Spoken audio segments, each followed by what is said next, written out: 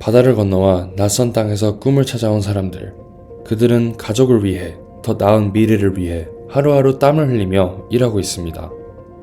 하지만 이곳에서 그들이 마주하는 현실은 녹록지 않습니다. 산업재해로 인해 목숨을 잃는 외국인 노동자들의 숫자가 점점 늘어나고 있습니다. 정부 통계에 따르면 근로복지공단이 인정한 산업재해 사망자는 1년에 약 150명 정도지만 이 숫자에는 미등록 노동자들이 포함되지 않습니다. 우리는 그들의 정확한 숫자를 알지 못합니다. 그저 그들이 떠나간 빈자리만이 남아있을 뿐입니다. 그들이 왜 떠나야만 했는지 우리는 알지 못합니다. 원인 불명으로 혹은 변사로 기록된 그들의 죽음. 2024년의 한국 의료 시스템을 생각하면 우리는 이 문제를 외면할 수 없습니다. 이렇게 시작된 이야기는 그들의 목소리를 담아내기 위한 작은 발걸음입니다. 이제 그들의 이야기를 들어봅시다.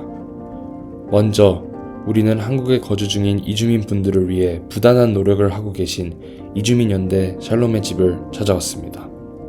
저는 성공의 사제를 1989년도에 사제 소품을 받고 2022년도에 정년 퇴임한 이정호 신부라고 합니다. 이주노동자 샬롬의 집의 상임 고문으로 일하고 있습니다. 샬롬의 집은 한국에 이주해온 이주노동자들의 체류를 돕고 이들이 한국 사회에서 겪어야 하는 불편, 부당함을 조금이라도 덜어주기 위해서 일하고 있는데 만만치가 않네요. 사람 사는 세상에서는 다 일어날 수 있는 일들인데 제일 제가 어렵다라고 생각되는 부분이 이주자들이 겪는 병고의 고통. 지금 현재 우리 주변에도 이주자들이 제일 많이 아파하고 힘들어하는 부분이 병원 이용이 쉽지 않다라는 겁니다. 어디를 어떻게 찾아가서 어떤 조치들을 받아야 될지 그런 부분들을 잘 모르거든요. 그러니까 우리가 이제 와서 이런 상담을 하게 되면 어디가 아프다 그러면 우리는 뭐 무조건 병원으로 이제 미시고 가는 거죠. 가서 거기서 이제 진단을 받고 뭐 여러 가지 문제가 있지만 하여간 자기 혼자 가서 나 아파 나 어떻게 됐어 이거를 해낼 수가 없어요. 그래서 그걸 같이 동반해서 하는 일들이 제일 어려운 일인 것 같아요.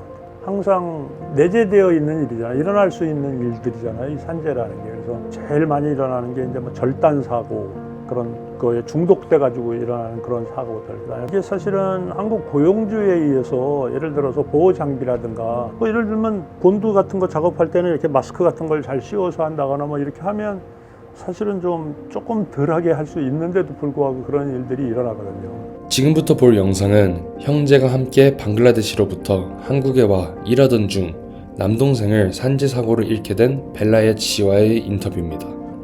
이는 국가인권위원회에서 이주 노동자 사망 원인 분석 및 지원 체계를 구축하는 일환으로 이루어졌습니다.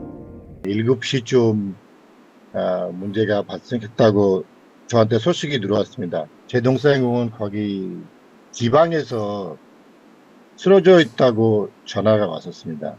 나이는 37살이었고요. 건강 상태는 너무 좋고 갑작스럽게 그런 소식을 듣고 그때는 바로 이게 사망 다 진행하고 경찰서에서 또 이게 마무리가 됐고. 그럼 와봤더니 이미 경찰이 수습을 하고 있었고 시신도 안치실에 보관이 되어 있는 상태였다는 말씀이시군요. 네네. 제가 동생 소식을 듣고 가는 길에 대사관에 연락을 했어요. 편택에 가라고 했어요. 편택에 가서 내일 아침에 거기 사람이 나올 거라고 전달을 받았어요. 아마도 대사관 사람이 온다는 뜻이 아니라 대사관에서 업체에 연락을 하겠다는 뜻이었던 것 같아요. 업체가 이렇게 와서 하긴 했는데 그나마 잘 해준 케이스로도 생각되는데도 벨라이 씨도 그런 안내를 잘 받지 못했어요. 정말 너무 어려워요. 뭘 어떻게 되는지 제가 지금 또 정확하게 지금 10개월 정도 시간이 되는데 지금 또 재산 또 어떻게 되는지 어제 제가 마지막 날 이게 전화를 해봤더니 정보가 없어요. 비용이 많이 들은다고 했었어요. 그 비용은 누가 될 거예요? 비용은 저한테 자기가 본인이 내라고 하셨어요. 그래서 혹시나 이렇게 업무 시간이나 과로가 있었으면 산재보험으로 보상을 받을 수 있다 이런 이야기들을 들어보시지는 못했나요? 그 당시에 전혀? 네, 전혀 못 들어봤습니다. 전혀 아무도 그런 이야기를 해주지 않았나요? 지금도 확실하게 잘 모르겠어요. 받을 수 있는 거. 아까처럼 이렇게 대책이 없는 거예요. 그냥 뭐, 아니 네가 운명이지 그거 뭐 네가 아픈 걸 어떡하냐 뭐 이런 식의 처리들이 이 산재나 이주민 죽음 앞에서 이제 여러 번 봤어요. 저는 뭐 그런 일들. 그래서 고용주랑 가서 맞닥뜨려서 싸우기도 하고 다투기도 하고 하면서 이 치료를 이렇게 해주면 안 된다. 산재 보험금을 내면 이게 처리가 돼요. 치료가 되고 적당히 돈이 들어가도 그 미등록 노동자라는 사람들, 소위 불법 체류자라는 노동자들은 그것조차도 잘 안 돼요. 그걸 또 고용했다는 이유로 고용주가 처벌을 받고 이러니까 조금 안타까운 면이 있어요. 이 산재 부분에 관해서. 한국에서 일하는 외국인 노동자들은 여러 가지 어려움에 직면해 있습니다. 그들의 작업 환경은 종종 열악하며 충분한 안전교육 없이 위험한 작업에 투입되는 경우가 많습니다. 이러한 현실은 그들의 생명과 직결되는 큰 문제를 야기합니다. 샬롬의 집 인터뷰 후 우리는 원격회의로 만났던 서울대학교 김승섭 교수님을 만나 추가적인 이야기를 들을 수 있었습니다. 한국에서 일하다가 죽는 외국인 노동자들의 숫자를 생각할 때 가장 우려되는 지점은 그 규모가 얼마인지, 어느 나라 사람이 몇 명이 죽고 있는지를 아무도 정확히 알지 못한다는 것입니다. 산업재해로 인정받아 사망한 숫자인 근로복지공단의 통계를 보면은 1년에 150명가량을 얘기하는데, 이 숫자에는 미등록 노동자들이 대다수가 빠져 있기 때문에 실제로는 몇 명의 노동자가 죽는지 정확히 알기 어렵습니다. 한국에서 이주노동자들이 사망했을 때 생겨나는 여러 문제점 중에 가장 큰 것은 이주노동자들이 사망한 이유를 확인하기 어렵다는 것입니다. 한국의 많은 이주노동자들이 원인 불명으로 혹은 변사로 기록돼서 죽는 경우가 대단히 많고요. 2024년 한국의 의료 시스템을 생각하면 이러한 죽음은 매우 드물고 이상한 현상입니다. 이주 노동자들이 사망했을 때 생겨나는 또 다른 문제점 중에 하나는 많은 경우에 이주 노동자들의 가족이, 유가족이 한국에 함께 있지 않아서 시신을 수습하고 장례를 진행하고 혹은 본국으로 시신을 보내는 과정에서 여러 어려움들이 있습니다. 한국에 오는 이주 노동자들이 고용허가제로 오는 경우에 실은 고용허가제 자체가 한국인 노동자들이 일하지 않으려고 하는 소규모의 열악한 사업장인 경우가 많습니다. 처음부터 열악한 사업장에서 일하게 되는 노동자들이 충분한 안전교육 없이, 교육기간 없이 위험한 작업에 투여되는 경우가 많고요. 그 과정에서도 본인이 다치거나 혹은 위험한 일을 맡았을 때 고용주에게 문제가 있다고 제기하지 못하는 경우가 많습니다. 그렇게 말을 했을 경우에 실제로 사업장을 옮길 필요가 생길 수 있는데, 고용주의 허락 없이는 사업장을 옮길 권한이 고용허가제 하에 노동자들에게는 없기 때문입니다. 일단 다른 무엇보다도 현재와 같이 사업장 이동의 권한이 극단적으로 제약되어 있는 현실이 바뀌어야 합니다.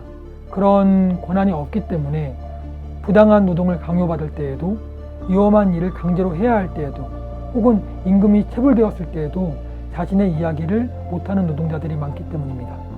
그 사고가 우리에게 보여주는 여러 교훈들이 있는데요.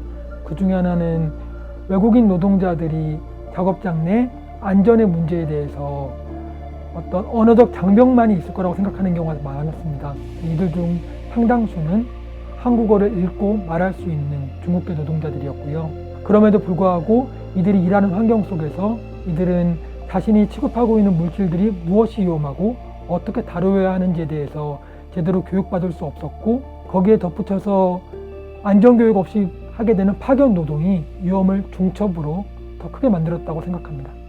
작업장 내 위험한 산재 사고나 사망 사고를 방지하는 과정에서 개개인들의 노력이라고 하는 것도 물론 중요하겠지만, 그보다도 사고가 발생하게 만들고 또 재발하게 만드는 시스템의 문제를 더 지적하는 게 올바르다고 생각을 하는데요. 왜냐하면 개개인들의 안전교육이나 의사소통을 탓하게 되면은 그것들을 낳은 문제의 근원인 시스템에 대해서 방치하게 되는 경우가 많기 때문입니다.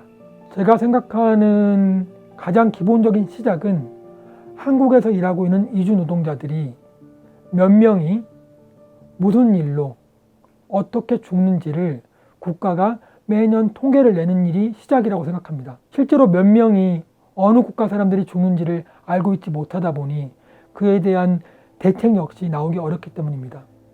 특히나 각각의 고용허가제로 한국으로 노동자를 보내는 대사관들의 입장에서는 자기네 나라의 노동자들이 한국에서 죽었다는 사실이 알려지고 그런 것들이 이슈가 되면은 그로 인해 자신들이 한국으로 보낼 수 있는 고용허가제의 쿼터가 줄어들까봐 두려워서 이 문제들을 크게 키우지 않는 경우가 많은데요. 합의된 침묵 속에서 이주 노동자들은 계속 소리 없이 죽어가고 있기 때문입니다.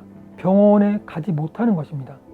설사 고용허가제 하에 있고 건강보험이 있는 노동자라 할지라도 언어적 장벽은 물론이고 지리적 거리도, 특히나 지방에서 일하는 노동자들의 경우는 일터와 병원과의 거리가 만만치 않으니까요.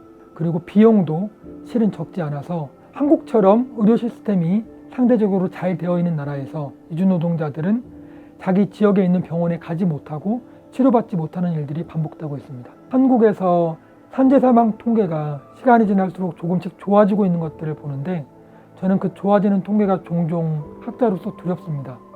혹시라도 그 호전되고 있는 그 통계가 가장 위험한 노동을 통계에 잡히지 않는 이주 노동자들의 죽음을 대가로 얻은 것일까봐인데요. 종종 한국 사람들은 외국인 노동자들에게 가장 위험한 노동들을 종종 최저임금 이하의 월급을 주면서 맡기는 것을 당연시 여기고 있는데 그런 분들께 꼭 드리고 싶은 말씀이 하나 있습니다.